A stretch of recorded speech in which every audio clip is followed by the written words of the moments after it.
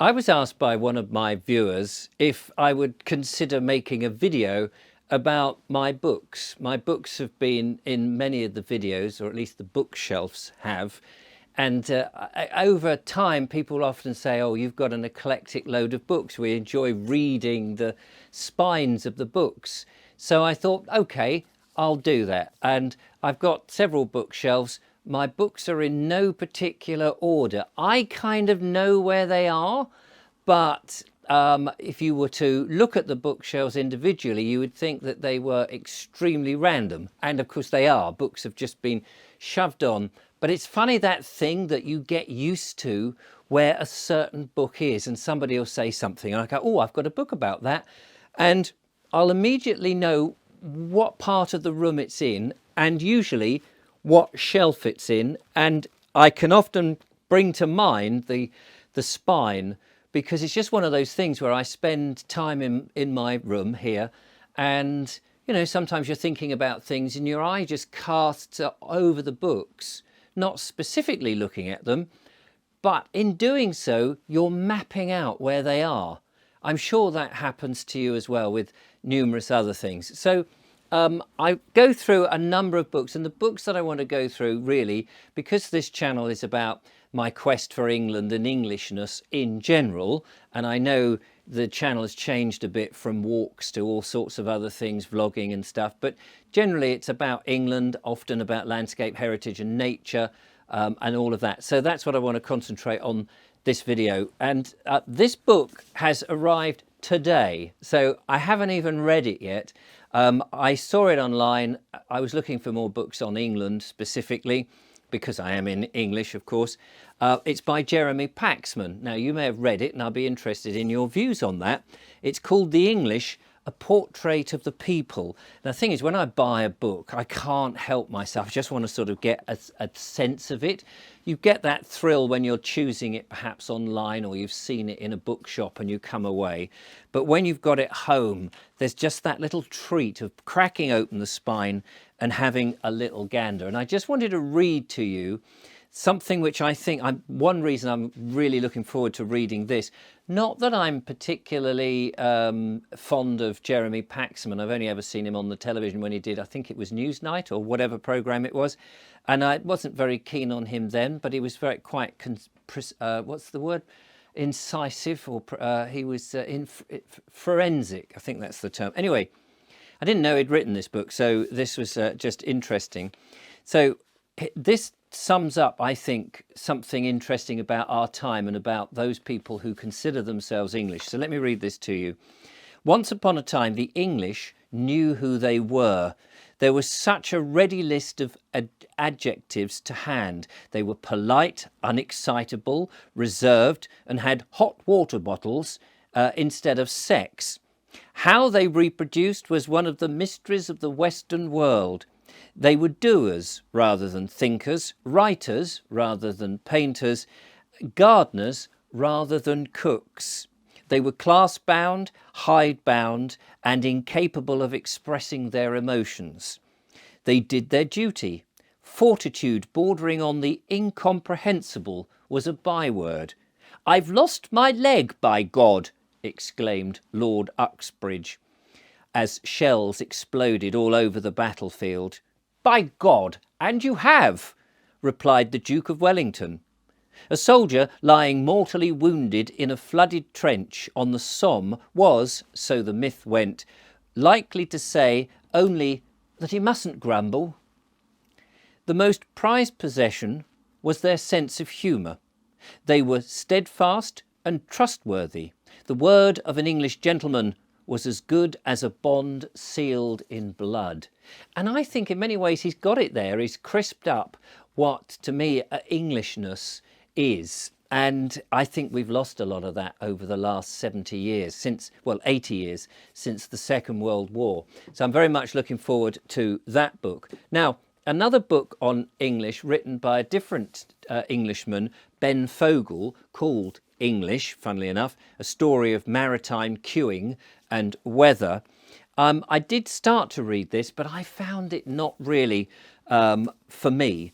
I tried it. He was a bit posh, and it seemed very self-centered about him and what he was doing, and I just didn't really get into it. I tried it, I got about halfway, and then I had to give up. But it's on my shelf, and it's one of those things that I don't like getting rid of books, because I know that sometimes I will go back, even if I've thought, well, I didn't get on with that book.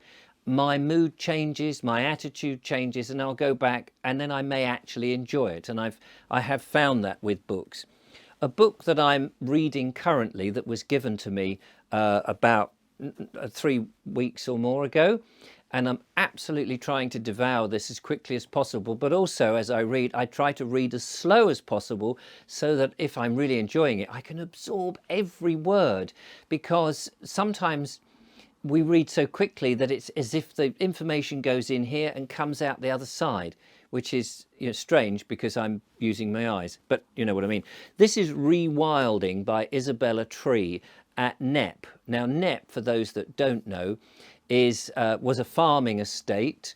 Originally had a hunting lodge there back in the Norman times, and over the years the landowner had built another castle. There's the remains of a castle which you see from the A24 as you drive up, which was actually an old Norman hunting lodge. It was a deer park at one point back in the Norman times and the medieval times, and then in more recent times it was more farming, subsidiary farming, and then more commercial farming. And the current owners, Isabella Tree and her husband, I think Charles Burrow, or Burrell, who own Knepp now, found that farming in this new industrial way was not only not making a profit anymore, but they were making losses, but it was killing the countryside. And so they decided to do an experiment where they allowed the countryside there to go back to the wild. They'd done some research, or had been alerted to some research in another country, Norway I think it is, in which if you let other types of animals in, animals that used to be here, grazing animals, it would keep the countryside down, and it wouldn't go into the mad wild wood that we think it was. Fascinating book. It's only up the road. I have done some walks there, so I aim to go back there and have a look in more detail. A book that I'm enjoying reading to Julia, reading aloud, is a book that I only discovered a few weeks ago when Julia and I were on the River Thames in a boat. It was on the bookshelf in the boat that Ed Sage, whose boat it was and had lent it to us, we just started reading it as something fun to do. I was reading it to Julia, and then she would read bits to me. Georgiana, the Duchess of Devonshire, a very English woman, by Amanda Foreman, winner of the 1998 Whitbread Biography of the Year. She was a young girl who married the Duke of Devonshire and became famous for her personality, her gambling, and all sorts of things. It's a fascinating story. It's a true story set at the end of the 18th century, 1780s, that sort of time. Fascinating. And so we're enjoying that, which again is sort of opening up a little bit on the political scale and on the socialite scale of the rich and famous of that time. So really enjoying that. It opens up the old mind to how people lived and how they were gambling and losing money, and the importance, of course, of having an heir to various things. King George III, I think, was on the throne, and the Prince Regent George IV, who would be the George IV, was about to become king, and she was well in with him. So that's it. One of the others. A series of books that I was sent by somebody, and I've then since bought a collection of them by a farmer who was writing in the 70s about the 1930s and early 40s. Beautiful, poetically written, but very down to earth. Very beautiful books, very wonderful characters. Fiction, but based on the characters he knew and the village that he knew growing up. called Just Around the Corner by Humphrey Phelps. There's a number of them. I've read that one. It's just so wonderful. And just over yonder, and there's a few more. It very much is the last days of traditional farming. When you get to the war and we get tractors coming in and the government's deciding that we need to never be in a position at that time that we would rely on overseas for all our food, which now seems to be something that we've completely forgotten about, there was a mass dig for victory. And it was just at that point where horses are dying out, horses as in a means of ploughing, harrowing and carting stuff about, haystacks, and machines were coming in.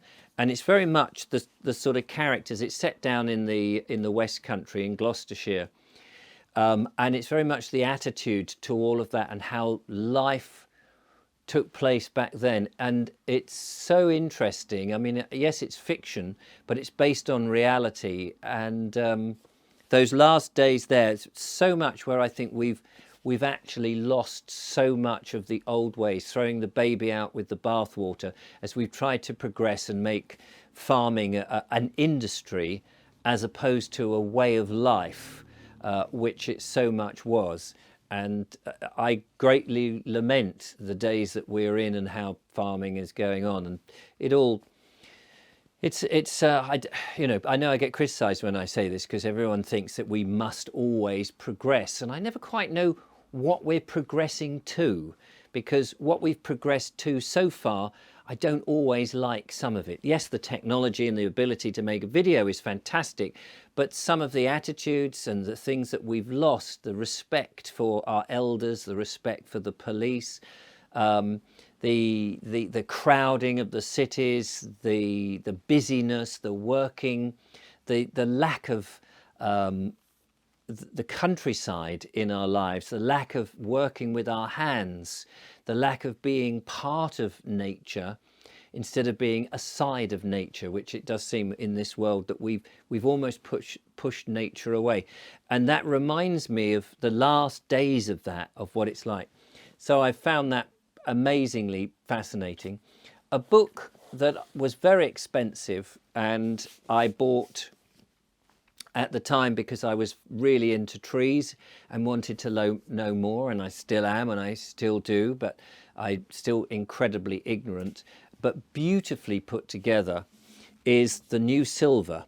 It's based on an earlier one by, and the great diarist, whose name now has just escaped me, of course, as I go to do this, and I will find it out, but it's just so beautifully illustrated with information about the trees that we have in this country, information about that, and then references back to the original book that was the great diarist, and I want to be able to tell you his name, and you probably already know. I'm desperately, I'll put it on the screen, that's the best thing, I'll put it on the screen because I'm just not going to find it immediately as I want to, but these beautiful drawings, and so it's what we know now compared to back in, I think around about 1660, around there, around the time of the Great Fire of London, I think he was writing. It'll be on here, but it doesn't say. Oh, John Evelyn. There we go. John Evelyn wrote Silver, published by the Royal Society in 1664. There you go. Some of the facts I got right. John Evelyn, the great diarist, there we are, on his estate. And he was a great lover of trees, and he catalogued them and put them together. And he came up with this rather remarkable book, and it's sort of an updated, sumptuous volume of that, which is just amazing. Then there's so many other books. I mean, this one was given to me, and it's one of those ones that you pick up just now and again, a coffee table book or one for the loo, The Strange Laws of Old England. And it just gives you some of those curiosities that make you smile. For example, Elizabeth I. We've all been mourning the passing of Elizabeth II at the moment, but Elizabeth I, around about the time of, earlier than that, wasn't she? Late 16th century, Elizabeth I, passed a law that aimed to ban women, any women, leading a man into marriage through the use of false hair, makeup, and false hips, high-heeled shoes, or other such devices. Whoever that was, that woman, was to be punished with the penalties of witchcraft. So if you're a woman wearing a wig to entice your husband to marry you, watch out. One of the strange laws of Old England by Nigel Cawthorne. So many interesting books. The English Year that talks about that. H.V. Morton's Britain, looking at Britain in the 1920s. Circles and Standing Stones, looking at our prehistoric.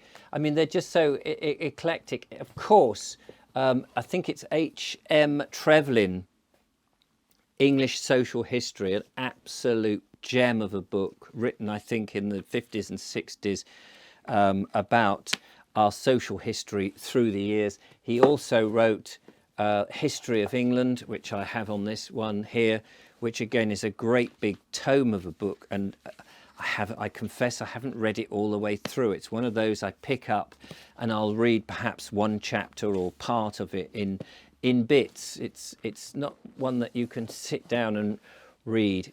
Another is Norman Weimer, Village Life. Again, I'm fascinated about the old ways, the traditions, the culture, the customs.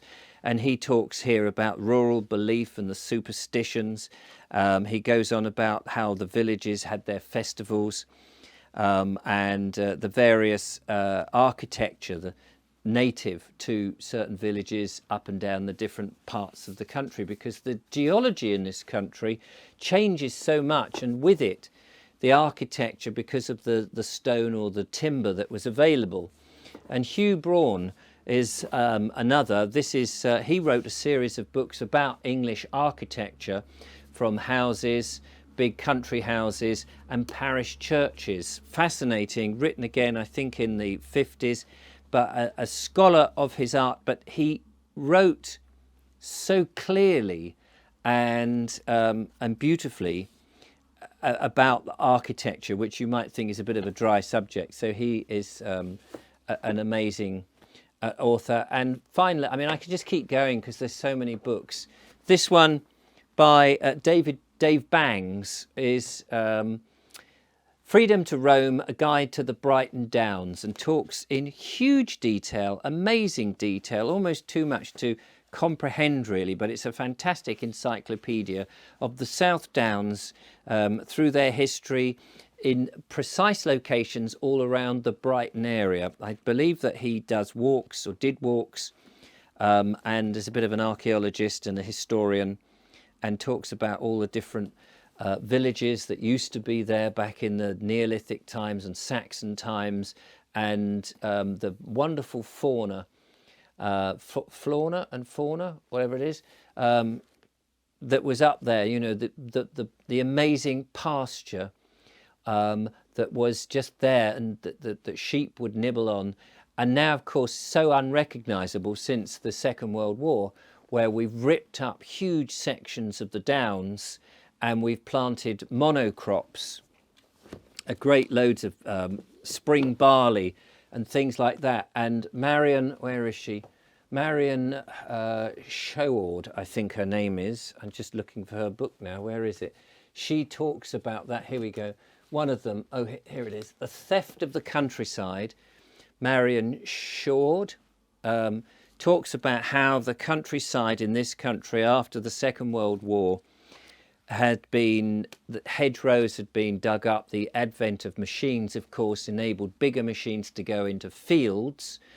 And because fields were small, because we were using horses and carts and sort of more traditional methods, of course, the hedgerows were getting in the way. So they were dug up, and big monoculture fields have been now placed in its place, with, of course, pesticides, fungicides, insecticides, which has devastated the countryside and the wildlife particularly, so that we have these huge swards of monoculture of one crop and nothing else, and birds, insects, and the rodents and various creatures like that, mammals, have all disappeared because there's nothing for them.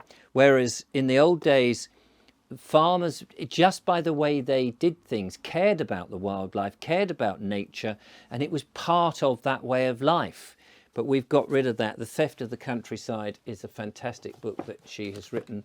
This Land is Ours is another one that she wrote, The Struggle for Britain's Countryside, and talks about who actually owns it, who is looking after it, why do they do it, what's it about, the wealth and the power that they wield over our country. It's again, it's another fascinating book by the same author. So many of these wonderful books, and you know, so many of these talk about the same thing of how this countryside and how England is being blighted, which explains, you know, people often criticize me for my attitude. They say I'm hypocritical and all sorts of things about me. And, you know, we're all hypocritical at times. Like, you know, of course we are. We have ideals and morals. Sometimes it's incredibly difficult to live up to them.